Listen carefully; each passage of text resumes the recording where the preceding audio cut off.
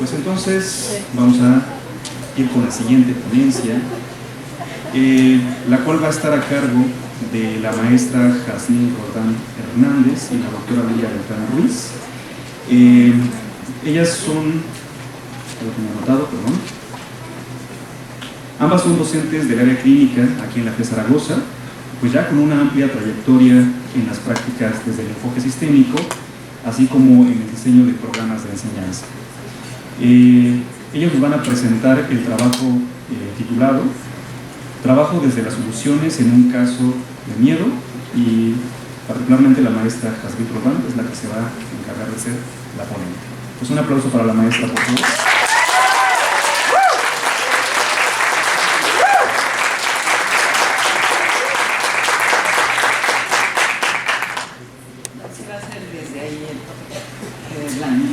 Y van pasando las diapositivas, por favor, no sé.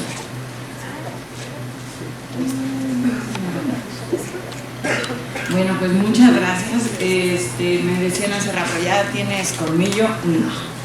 ¿Te sigues poniendo nerviosa? Sí. Y en especial la persona que está aquí enfrente, a la que vengo también representando como parte del equipo, me hace poner más nerviosa. Entonces, Lidia, ¿me ayudas de repente? ¿Verdad? Siguiente. Pues vamos a comenzar. Hace rato le hacía la pregunta a Vicus, ¿qué onda? ¿Cómo que preguntarle a él de la terapia de soluciones? Esas preguntas hacia acá. El trabajo que vamos a, o que queremos mostrar es cómo es que funciona la terapia breve centrada en soluciones, pero primero tenemos que ubicar de dónde partimos, de dónde venimos.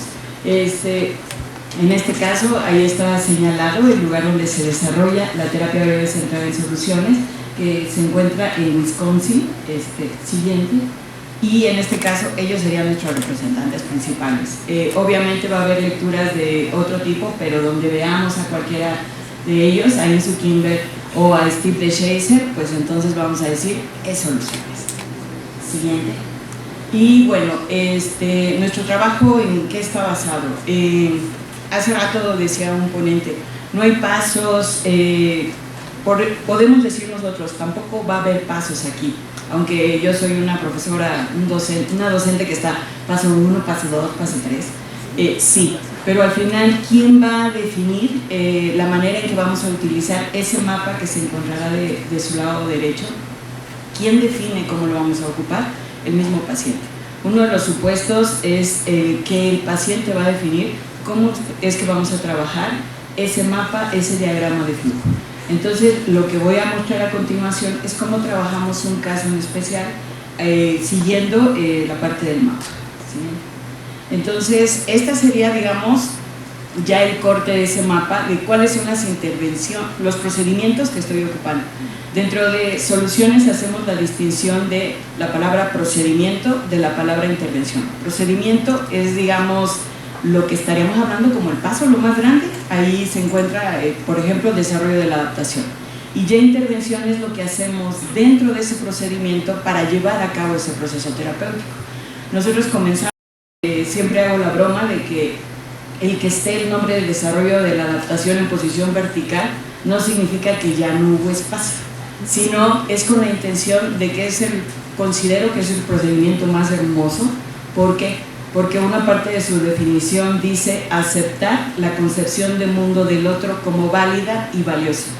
Y yo creo que desde ahí ya obliga a cualquier ser humano a que no se trata de lo que yo quiera o lo que yo diga, sino aprender a hablar tu idioma y aprender a ver el mundo, desde tu visión de mundo. Entonces, eso es algo que siempre vamos a estar utilizando. Si el paciente le llama de alguna manera a su queja o la razón por la que viene a terapia, para nosotros va a ser esa la forma de llamarle.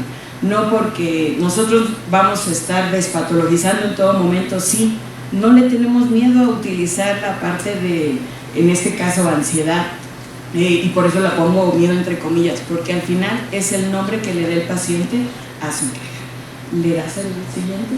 Bueno, comienza la sesión, ahí nada más. Comienza la sesión y le preguntamos al paciente, bueno, ¿en qué te podemos ayudar? Jamás preguntamos cuál es tu problema.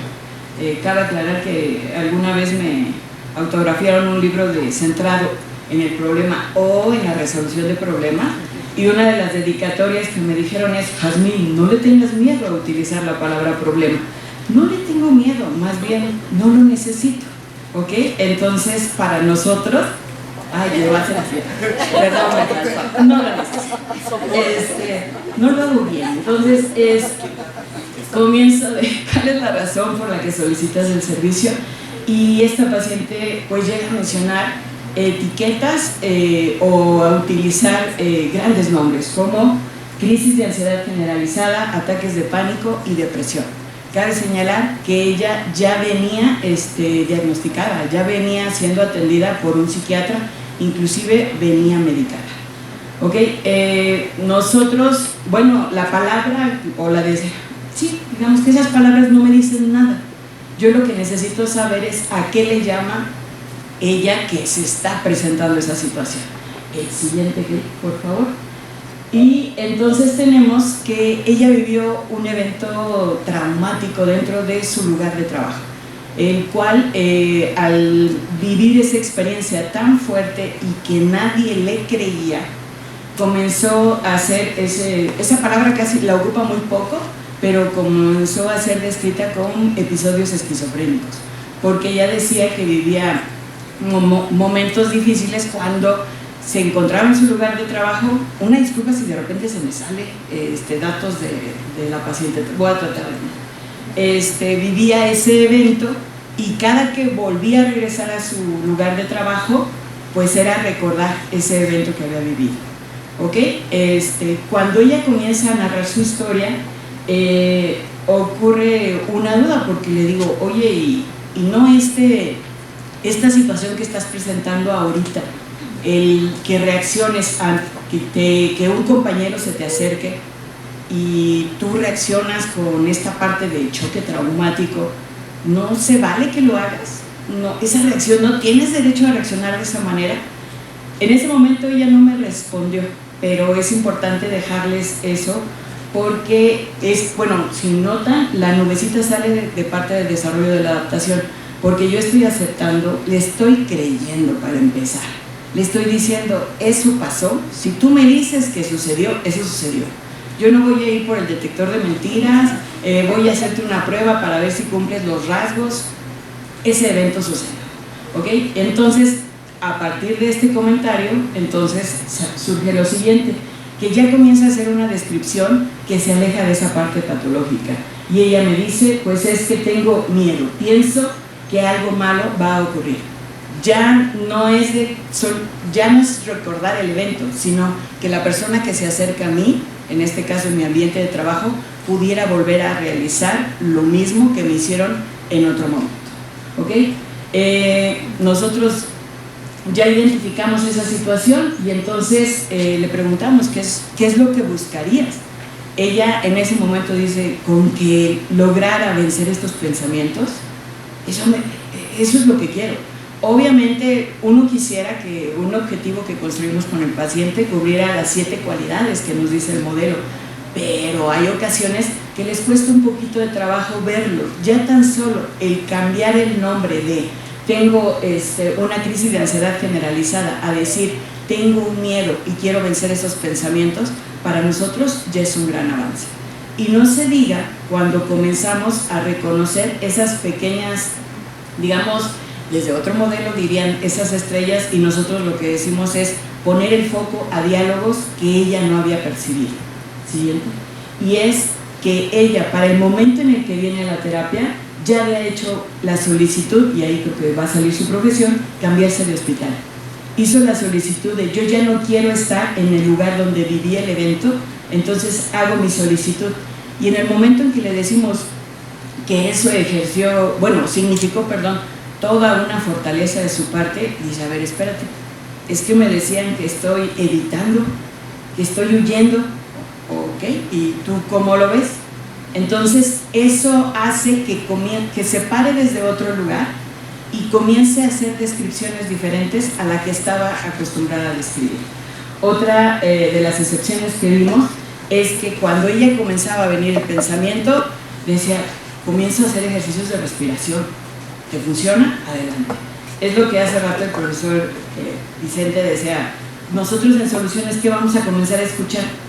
Esos pequeños momentos que les llamamos excepciones, donde de alguna manera la persona tiene una influencia en lo que le aqueja, es decir, logra ya sea detener o disminuir ese pensamiento. Otra cosa es comienzan a tener una actitud positiva. Ojo, esto ya lo tenía antes, no es que al venir a la terapia lo comienza a tener, ella ya lo empezaba a vivir, pero nadie le había dicho que eso le estaba ayudando. Y entonces, ¿cuál es nuestro deber? A ampliar esa excepción para decirle cómo es que esto te ayuda en razón de tu miedo. No, perdón por haberlo dicho. Trabajar, ella ya antes trabajaba sola, sin nadie, por el miedo a que volviera a ocurrir un evento, y dice, ¿qué cree? Bueno, ya viendo esto, que cambio que respiro, ya logré trabajar con una sola compañera. Perfecto. Encontró que cuando llegaba a escuchar ciertas palabras que le remitían al pensamiento, lo que hacía es dar el avión, ya no escuchar a la persona para no recordar el evento. Y la última dice que le gustaba su profesión, entonces cuando ella se concentraba en eso, podía cambiar. Esto se termina, se le deja la tarea de, ¿sabes qué? Esto que has identificado hasta el momento, llévatelo, practícalo. Y si es que te presentas a trabajar, porque para ese momento había optado, sí se cambió de hospital, pero no había asistido, estas son excepciones que presentaba muy esporádicamente, se le dice, trata de realizarlas. Entonces, este sería nuestro mapa o reporte del mapa para una segunda sesión. Y bueno, ¿y ahí qué hacemos? De entrada, lo que nosotros buscamos con la pregunta de mejor es, ¿y qué cambios positivos ubicaste en estos 15 días? En este caso a la paciente se le dio esa distancia de la sesión. Y ella dice, me atreví a ir a trabajar.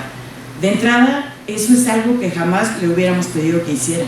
Le pedimos que hiciera las excepciones. Obvio, sabemos que para hacer esas excepciones tendría que estar trabajando. Pues no forzosamente. Al final, es volver a repetir esas excepciones que le habían funcionado, ¿ok? Nos causa una sorpresa y le decimos, ¿cómo lo lograste? Y entonces ella dice, cuando salí de aquí me di cuenta que por fin alguien creía en mi historia y eso significó suficiente para mí. Entonces, ¿cuál va siendo nuestra sorpresa?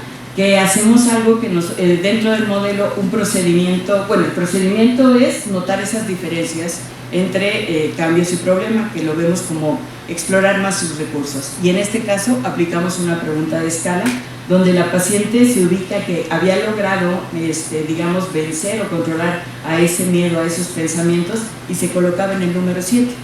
Eso para nosotros era súper grande, porque estamos hablando que era una persona que para la primera sesión no veía este tipo de recursos.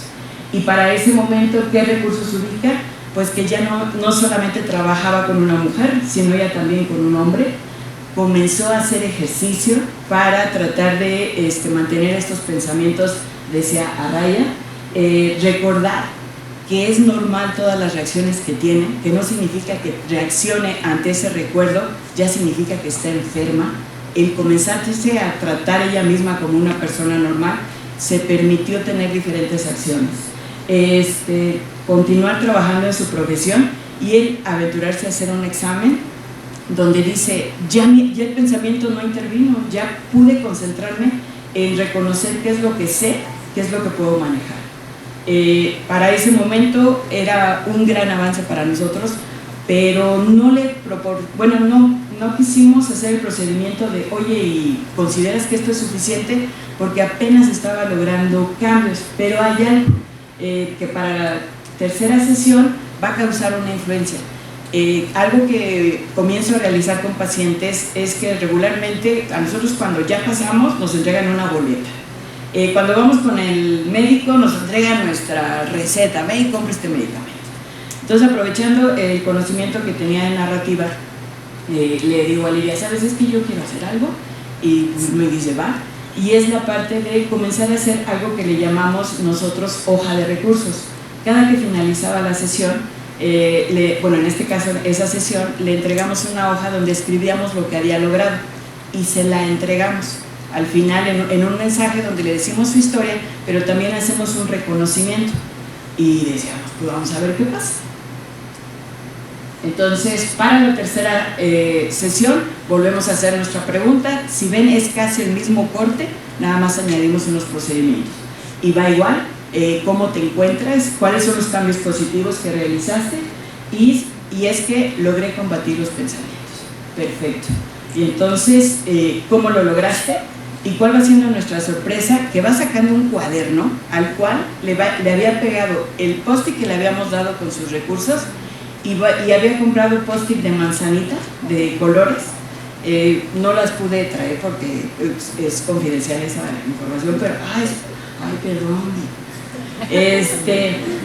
Y en esos post-it había escrito, apenas lograba algo, decía, y cargaba con su cuaderno y sus post-it. Apenas lograba algo y lo escribía en la manzanita y lo pegaba en su cuaderno. Entonces, cuando lo saca, bueno, para mí yo me emocioné. Y comienzo a leer cada una de las cosas que había escrito en las manzanitas. Y está: cambiar los pensamientos a positivos, ir tranquila al trabajo, recordar los recuerdos que tengo, tener un sueño adecuado, respetarme a mí misma, y el que nos asombró es de recordarme que no soy esquizofrénica. Perfecto. Cada uno de esos recursos ella le pone ese nombre, no es que nosotros lo pongamos. Y ¿cuál va a ser nuestra labor? Averiguar de qué acciones se compone a eso que llama, por ejemplo, tener pensamientos positivos.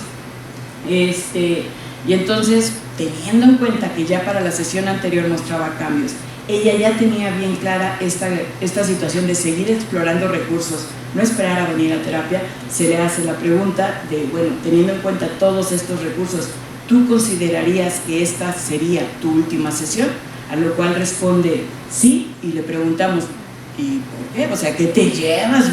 ¿Cómo por qué? Porque estamos hablando que es sesión 3. Y pues ahí dice, tengo recursos para controlar mis pensamientos, seguir trabajando los recursos, anotarlos. Habló de ese cuaderno, iba a seguir con ella, y conservo la calma en mi trabajo y me relajo. Entonces, para ese momento, pues nosotros como equipo terapéutico decidimos que también tendríamos que entregarle ya no una lista de todos sus recursos, sino que teníamos post-it, no de manzanita en ese momento, ahora ya tengo de manzanita, de búhos y demás, pero sí de cuadritos, y cada uno de los estudiantes que me ayudaron a atender ese caso, le escribió una reflexión acerca de lo que había aprendido a partir de ella. Entonces, en ese momento se le da de alta al paciente en 3 sesiones. Para nosotros es algo muy común, pero cuando mostramos los casos de soluciones nos dicen, ¿de verdad? En 3 sesiones, y pues Lidia y yo decíamos, ya necesitamos información de que esto funciona. Entonces, lo que decidimos hacer es un corte de 90 casos trabajados con la terapia breve centrada en soluciones. De esos 90 casos, tenemos que el 69% de los 90 llegaron al mapa final, hasta la parte de darlos de alta, y el 31% le llamamos alta voluntaria, que son a las personas que deciden retirarse pero sin haberlo informado dentro del consultorio. Entonces ya de ahí vemos que soluciones funcionan, ¿ok? Nadie que me antecedió mostró esto. Los datos, tengo otros datos. Siguiente. Ahora, la pregunta es, ¿y en cuántas sesiones? Aquí, obviamente, voy a comenzar por los de alta voluntaria. ¿Cuántas sesiones se decidieron ir? Sé que lo común, y lo verán ahí, vienen a una sesión y se retiran. No tenemos manera de contrastar, oye, ¿por qué te fuiste? ¿No? Tomó su decisión y lo vamos a respetar, pero ahí también nos era importante mostrar que hay pacientes que llegaron inclusive hasta la sesión 5, tenían recursos y no regresaron a decirnos porque se fueron. Ok, no hay broma. Nos vamos con la siguiente. Y entonces, okay, y este es donde sí tenemos datos, donde ese 62%, por lo regular, ¿cuántas sesiones requerimos para dar de alta a un paciente desde soluciones? Y creo que ahí se ve 3, es el porcentaje más alto de pacientes. Obviamente tenemos casos que ocupan hasta 10 sesiones, 9 sesiones, donde hemos preguntado, ¿y por qué no? O sea, si estamos trabajando bien. Me decía Lidia, no forces soluciones. No, Lidia, de verdad es que no lo estoy haciendo, pero ¿qué pasa aquí? Y hay esta parte de que el ritmo lo marcan los pacientes. No porque el modelo diga breve, significa 3 o una sesión. La brevedad la da el paciente. Y si esperaban, no, entonces no es breve porque llega a las 10, bueno, tendremos que ver otros modelos que ni siquiera a 10 llegan, ¿verdad? Que necesitan más para mostrar cambios. Pero acá lo importante de nosotros, otra vez lo tengo que hacer así, para nosotros es importante mostrarles esta parte de que el trabajo de soluciones es un trabajo donde a nosotros implica pues un cambio completamente donde no solamente es cambiar la manera en que pienso. Había leído en algún momento, decía que para lograr un cambio debíamos de hacer una modificación a nivel, y perdón por mover, pero me lo aprendí así, a nivel pensamiento, a nivel, digamos, sensación, emoción y a nivel acción. Nosotros desde Soluciones consideramos que para que exista este nivel de cambio se necesita un cambio a nivel de descripción, a nivel de palabras. Si nosotros enseñamos de alguna manera a lograr descripciones diferentes de un evento, las personas comienzan a moverse diferente, a hablar diferente, a sentir diferente. Consideramos que esto es un modelo desde el corazón y es un modelo muy funcional. Y creo que me fui muy rápido, ¿mande? Como juegos de lenguaje. Como juegos de lenguaje, ¿ok? Pues esas Soluciones, siguiente, y pues muchísimas gracias.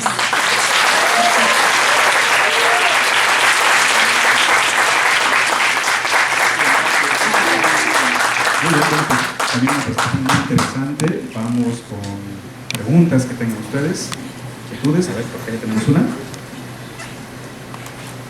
Bueno, primero que nada, muchas felicidades. Ya está una Lidia por la presentación. Justo, ¿no? Como mencionas, el modelo de soluciones que tiene esta cualidad, ¿no? Cuando se cambia el lenguaje, se cambia el mundo, como decía Whitney, ¿no? Tiene que el lenguaje se lo tiene pensamiento. Y en este sentido igual, ¿no? Y estos datos que también nos ofrecen también se han replicado, ¿no? Inclusive con Beva, Pitón y otras personas que también mencionan la misma eficacia de 3 sesiones, ¿no? La regla de las 3.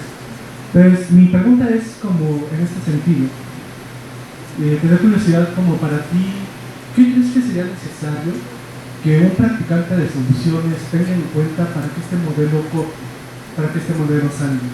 ¿A qué me refiero con esto? Mencionaba Eduardo Cortés, ¿no? Que para que el equipo de reflexión tuviera ese efecto, pues tendríamos que creer en el equipo de reflexión y en ciertas visiones particulares. Siento que cada modelo te pide un costo, algo que tienes que creer, que sea mal, de que va a ser patológicamente positivo desde su dicho. Pero desde ustedes, ¿qué dirían que es esencial para alguien que de alguna manera esté interesado en el modelo de soluciones, lo pueda aportar y pueda tener esta experiencia de efectividad? Muchas gracias. Bueno, para mí lo primero es que aprendamos a respetar la visión del otro. Esa es de primero. Tengo ahorita la experiencia y es un diálogo que, perdón si creo que no está mi alumna aquí, pero me decía, es que me choca tener que estar pensando en el otro. Y yo, ok, o Jazmín, es que quieres que me esté cuestionando a cada momento si lo que voy a decir es correcto para el otro. Pues sí, de eso se trata. Y yo no había cobrado hasta esta alumna con ese comentario la importancia que es pensar en el otro. Y la segunda es que todas las personas tienen excepciones. En la situación más complicada, el tiempo que toma encontrar la excepción a lo mejor es mayor y va a tener excepciones. Y la tercera, yo le añadiría, es que la excepción la tiene que ver el paciente, no tú. Tú puedes decir, mira, tienes 5, ándale. Ajá, y el que tiene que reconocer que eso forma parte de una excepción, de un recurso, de un cambio, es el paciente. Entonces, él decide, aceptar y respetar esa concepción de mundo, ver que todos tenemos excepciones, pero que a través de tus preguntas, de tu manera de hablar, logres que él logre ver las excepciones, estamos del otro lado.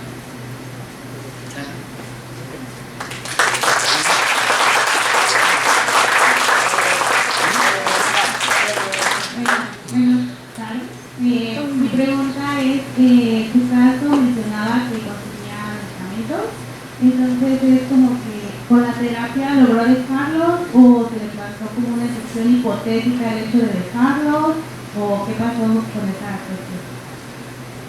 Qué buena pregunta. Hay algo. Anteriormente, la verdad, cuando estaba aprendiendo y ejecutando el modelo, mi objetivo era que lo dejara, pero desde la parte del respeto y desde la parte de si el medicamento para la otra persona es una excepción, ¿yo qué? ¿No? En este caso es ella solita, a través de esta parte de decir es que yo soy normal, es que no soy esquizofrénica. Desde el momento en que digo no soy esquizofrénica, y entonces ¿por qué me estoy tomando esto? Yo no lo sé, yo no lo sé. Eso no me corresponde a mí cuestionarlo, no me corresponde a mí preguntar si lo debes o no lo debes. Eso debe de ser entre tú y el psiquiatra. Lo estaba por dejar, había disminuido las dosis.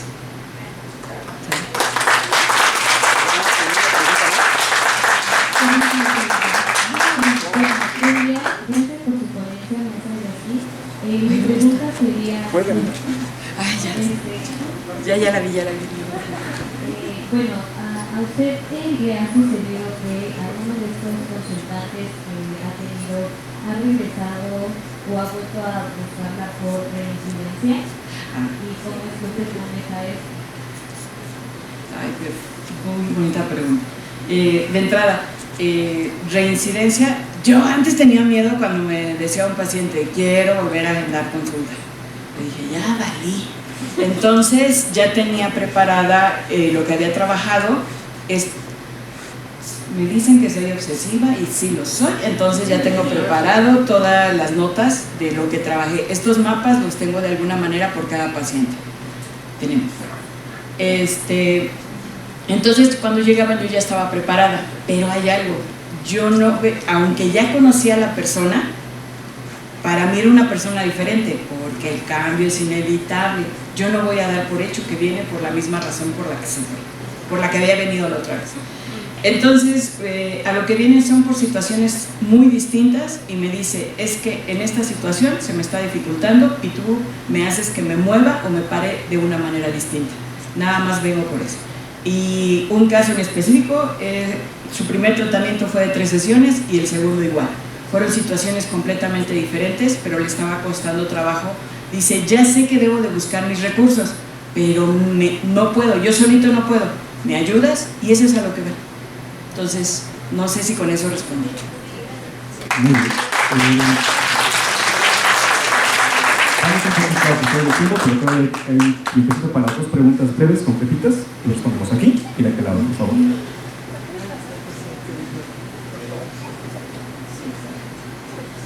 Bueno, en primer lugar, muchas felicidades por su ponencia y por el arduo trabajo tanto de su parte y también como de la doctora Lidia. Y nos podemos dar cuenta que pues hay resultados.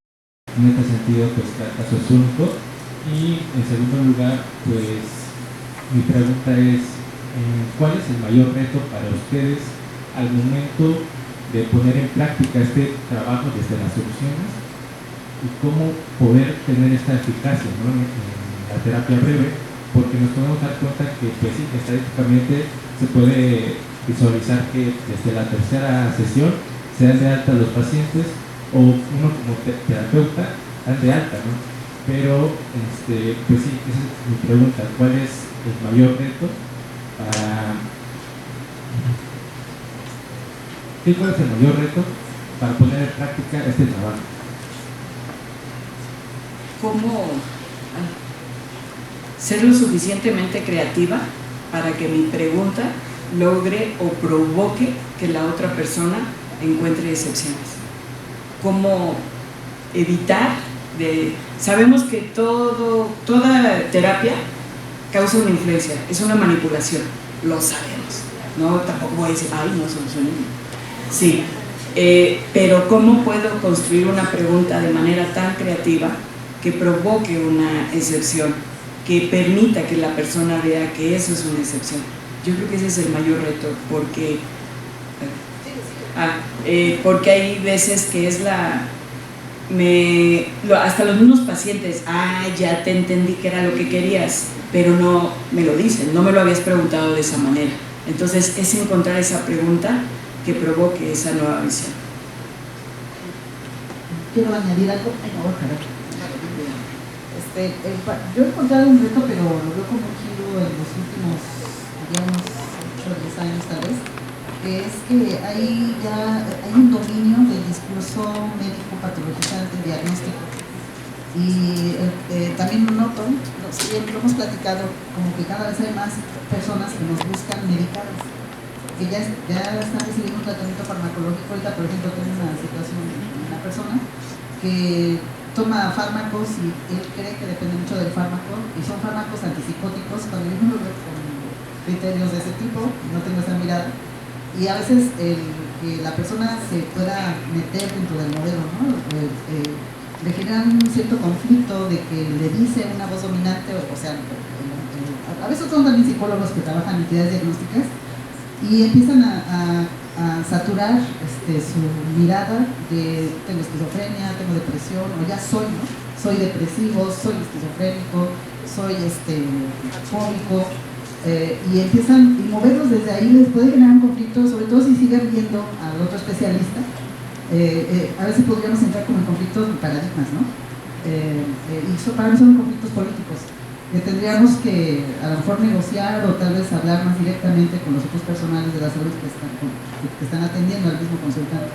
Pero comento que es algo reciente, digo, dentro de la historia de la psicología clínica, y cada vez me llegan más gente así. Yo estoy aquí en la clínica Zaragoza y pues hemos platicado de eso, incluso con niños, ¿no? En psicología educativa están llegando también. Anecdóticamente comento algo rápido. Acabamos de estar en un examen profesional de una chica que trabajó con personas adultas que de niños tuvieron diagnóstico de TDAH. Todos estaban entre 20 y 30 años de edad. Casualmente no hay gente con más de 30 años con el diagnóstico del TDAH, porque antes no existía TDAH, se llamaba de otra forma, ha tenido cambios. Y todos le decían a ella que seguían sin cambios en el diagnóstico, cuando el diagnóstico los habían dado entre los 5 y los 7 años. Y ella hizo entrevistas a profundidad por medio de llamadas por Zoom. Y le preguntaba yo, le pregunté primero en el examen, ¿cuáles son los criterios diagnósticos? Me los dijo, se los sabía. Le digo, ¿y pudiste tener la entrevista a profundidad con ellos durante hora y media, atentos a la conversación, que estuvieran ahí, nadie se movió, se levantó, estuvo moviendo ahí? No. ¿Y qué me dices al respecto de que seguían con el diagnóstico después de 15, 13 años? Ahí hay un problema serio, ¿no? Sobre esta idea de que el diagnóstico es total, es orgánico, es para toda la vida y eres tú. El enfoque sistémico y las escuelas centrales de soluciones y todas las escuelas sistémicas desechan y cuestionan, no desechan, porque creo que a veces sí es necesario algún tipo de tratamiento farmacológico, pero no es la terapia, o sea, no es curativo, pues. No, tampoco decir que el enfoque sistémico sí, tenemos marcos distintos, pero sí noto ahorita una predominancia con estos modelos neuromédicos, psiquiátricos, diagnósticos, y se está promoviendo en algunos enfoques clínicos, no sé cuál, que ustedes los conocen, el que diagnostiquemos a las personas. En lo personal, para mí eso es un obstáculo.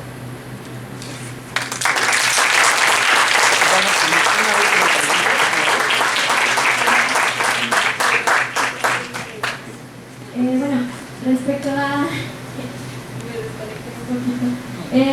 a lo que mencionaba de la terapia, de que la máxima que han llegado, los pacientes son como 20 sesiones, ¿cuántas?